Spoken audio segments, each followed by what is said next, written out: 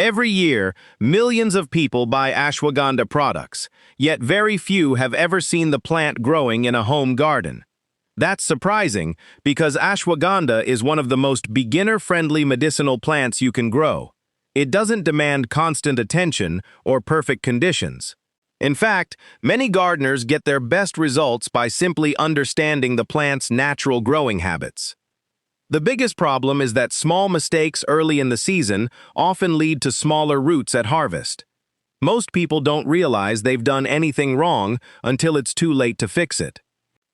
In this complete guide, I'll show you exactly how to grow ashwagandha from seed to harvest. We'll cover the right location, the best soil, proper watering, container growing, harvesting, drying, and the simple techniques that help produce healthier, stronger roots. Before we get started, if you enjoy practical gardening videos that help you grow more food and useful plants at home, subscribe to the channel and turn on notifications. Every week, I share simple, science-backed gardening tips designed to help gardeners of all experience levels grow with confidence. Now, let's start by understanding the plant you're about to grow. 2. What is ashwagandha?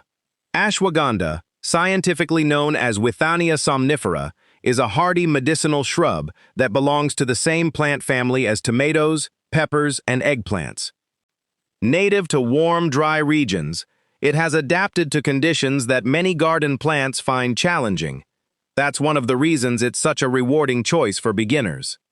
While the plant produces soft green leaves, small flowers, and bright orange-red berries later in the season, the roots are the main reason people grow it.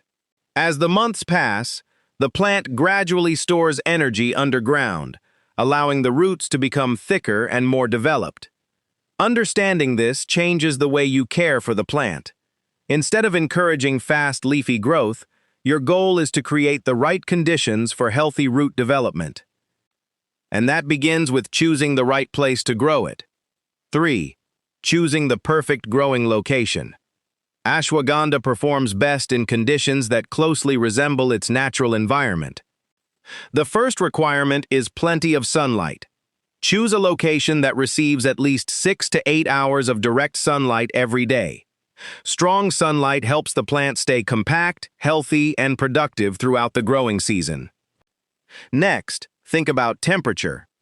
Ashwagandha prefers warm weather and doesn't tolerate frost well. If you live in a cooler climate, wait until the danger of frost has completely passed before planting outdoors. Good air circulation is another detail that's easy to overlook. A location with steady airflow helps the leaves dry more quickly after rain or morning dew, reducing the chances of fungal diseases developing later in the season. Finally, avoid overcrowding.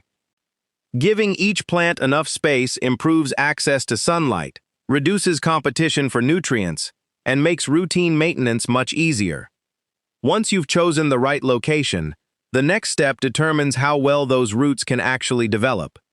That's the soil. 4. The secret to healthy roots is the soil. Because the roots are the harvest, healthy soil isn't just important, it's essential. Ashwagandha grows best in loose, well-draining soil that allows the roots to expand freely.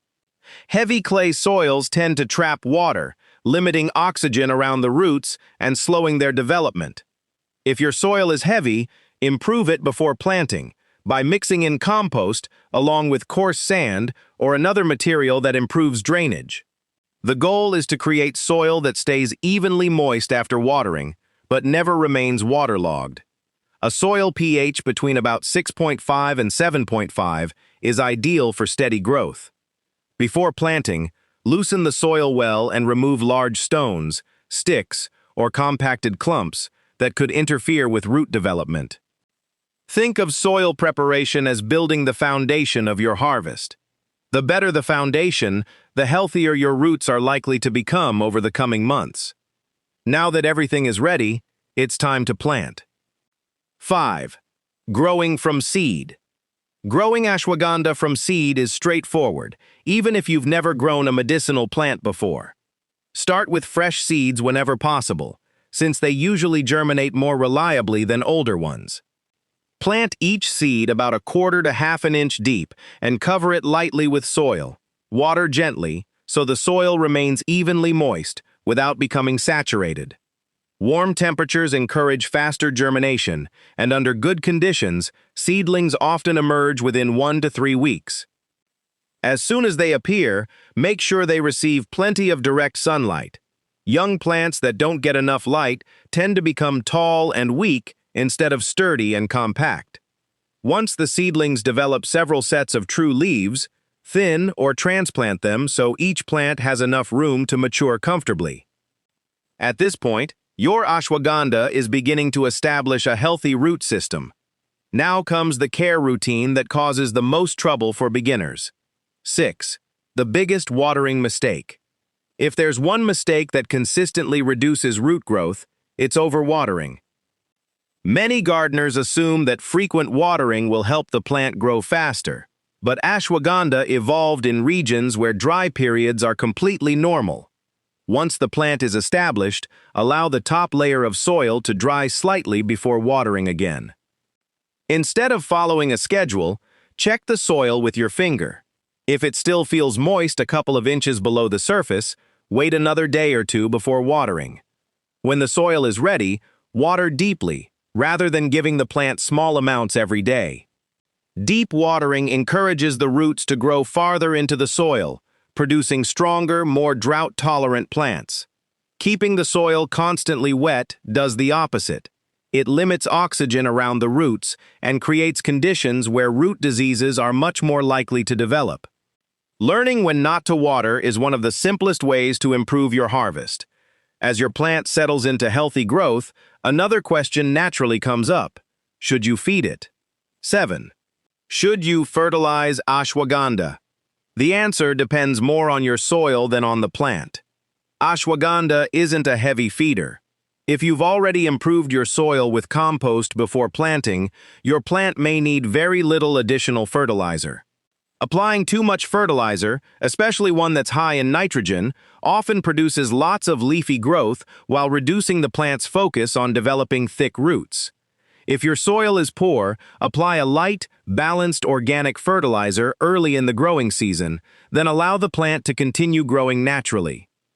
Healthy green leaves, steady growth, and strong stems are usually signs that your ashwagandha has all the nutrients it needs. The good news is that even if you don't have space in your garden, you can still grow an excellent crop. In the next part, we'll look at how to grow ashwagandha successfully in containers, how to prevent common pests and diseases, the mistake that quietly steals root growth, how to recognize a thriving plant, and how to know exactly when it's ready to harvest. Even if you don't have a traditional garden, you can still grow healthy ashwagandha plants and harvest impressive roots. The key is giving the plant enough space below the soil and creating conditions that stay as close as possible to its natural environment. 8. Growing ashwagandha in containers. Ashwagandha grows surprisingly well in pots, making it an excellent choice for patios, balconies, and small backyards. Choose a container that's deep rather than shallow. Since the roots are your harvest, they need room to grow downward without becoming restricted. A pot that's at least 12 to 16 inches deep is a good starting point for most home gardeners. Just as important as the size of the pot is drainage. Always use a container with drainage holes so excess water can escape easily. Standing water around the roots is one of the quickest ways to slow growth and increase the risk of root problems. Fill the pot with a light, well-draining potting mix. If you'd like to improve drainage even further, mix in a little coarse sand or perlite. Place the container where it will receive at least 6 to 8 hours of direct sunlight each day. Because pots dry out faster than garden beds, check the soil more often during hot weather. But remember, the same rule applies. Water only when the top layer of soil has started to dry. With the right setup, container-grown ashwagandha can be just as healthy and productive as plants growing in the ground. Healthy plants are also much better at resisting pests and diseases. 9. Common pests and diseases. Ashwagandha is naturally resilient, but regular observation is still one of the best habits any gardener can develop. Take a quick look at your plants every few days. Check both the tops and undersides of the leaves for insects or unusual damage. Catching a small problem early is much easier than dealing with a large infestation later. Aphids sometimes gather on young shoots and tender leaves, while spider mites are more likely to appear during hot, dry weather. Whiteflies may also visit from time to time, especially if nearby plants are already affected. Most minor infestations can be managed before they become serious by removing heavily affected leaves, spraying insects off with water, or encouraging beneficial insects that naturally feed on common garden pests. Diseases are usually linked to growing conditions rather than the plant itself. Poor drainage, overcrowding, and consistently wet soil create ideal conditions for fungal problems. Providing good airflow, watering correctly, and avoiding waterlogged soil will prevent most issues before they have a chance to develop. Even when pests and diseases are under control, one simple habit can quietly reduce your harvest without showing obvious signs. 10. The mistake that quietly steals root growth. One of the hardest things for new gardeners is learning to leave a healthy plant alone. It's tempting to dig around the base, pull gently on the stem to check root size, or move the plant after it's already established. Unfortunately, every disturbance forces the plant to spend energy recovering instead of expanding its root system. Once your ashwagandha is growing well, resist the urge to interfere with it unless there's a genuine problem that needs attention. Another mistake is removing healthy leaves simply to make the plant look tidier. Those leaves are producing the energy the roots need to continue growing. Removing damaged leaves is perfectly fine, but healthy foliage should remain on the plant for as long as possible. Sometimes the best thing you can do is simply give the plant time. And if you're wondering whether your patience is paying off, the plant will give you several clear signs. 111. How to know your plant is thriving. Healthy ashwagandha plants become stronger and more balanced as the season progresses. The leaves should remain mostly green, the stems should become firmer, and the plant should continue producing fresh growth. As it matures, you'll notice small flowers, followed by bright orange-red berries, enclosed in delicate papery husks. This is a normal stage of the plant's life cycle, and a good indication that it's developing as expected. Later in the season, growth above the soil naturally begins to slow. Don't mistake this for poor health. At this stage, the plant is directing more of its energy below ground, where the roots continue expanding. If you're finding this guide helpful, I'd really appreciate it if you'd give the video a thumbs up. It helps more gardeners discover the channel. And while you're here, let me know in the comments, have you ever grown ashwagandha before? Or will this be your very first plant? Now comes the moment every grower looks forward to, knowing exactly when it's time to harvest. 1. 12. When to harvest ashwagandha. Harvesting too early is one of the easiest ways to end up with smaller roots, so timing matters. Most ashwagandha plants are ready about 5 to 6 months after planting, depending on your climate and growing conditions. Rather than relying only on the calendar, watch the plant itself. As it reaches maturity, the leaves gradually begin turning yellow and drying naturally. Growth slows, and the berries finish developing. These are signs that much of the plant's energy has been transferred into the roots. When harvest time arrives, choose a dry day if possible. Dry soil is easier to work with and makes cleaning the roots much simpler afterward. Now comes the most rewarding part of the entire process. In the final part, you'll learn how to harvest your ashwagandha without damaging the roots, how to dry and store them correctly, the 5 most common harvest mistakes to avoid, and the simple steps that will help you enjoy the best possible harvest from every plant. The months of planting, watering, and patient care have all led to this moment. Harvesting is easily the most rewarding stage of growing ashwagandha, but it's also the stage where rushing can undo months of hard work. A careful harvest protects the roots you've spent the entire season growing. Let's begin. 13. How to harvest without damaging the roots. Start by loosening the soil several inches away from the base of the plant using a garden fork or spade. Working from the outside toward the plant reduces the chance of cutting through the roots. Once the soil is loose, gently lift the entire plant instead of pulling on the stem. If you feel resistance, stop and loosen more soil before trying again. Take your time. Ashwagandha roots can extend deeper than many beginners expect, and forcing the plant out of the ground can snap the larger roots or leave smaller ones behind. After lifting the plant, gently shake away as much loose soil as possible. Now you can finally see the reward for months of careful gardening. The healthier and more intact the roots are, the easier they'll be to clean and prepare for storage. 114. Cleaning, drying, and storing the roots. Begin by brushing off the remaining soil. If dirt is firmly attached, rinse the roots quickly under clean running water. Avoid soaking them for long periods because excess moisture increases drying time. Inspect the roots carefully and trim away any damaged or unhealthy sections. If you have very thick roots, cut them into smaller pieces so they dry more evenly. Next, spread the roots in a single layer on a drying rack, mesh screen, or clean tray in a warm, dry, well-ventilated area out of direct sunlight. Good airflow is more important than high temperatures. Depending on your local humidity, the roots may take several days or even a couple of weeks to dry completely. They're ready for storage when they feel hard and snap cleanly instead of bending. Store the dried roots in airtight glass jars or other moisture-proof containers and keep them in a cool, dark, dry place. Proper storage helps preserve the quality of your harvest for much longer.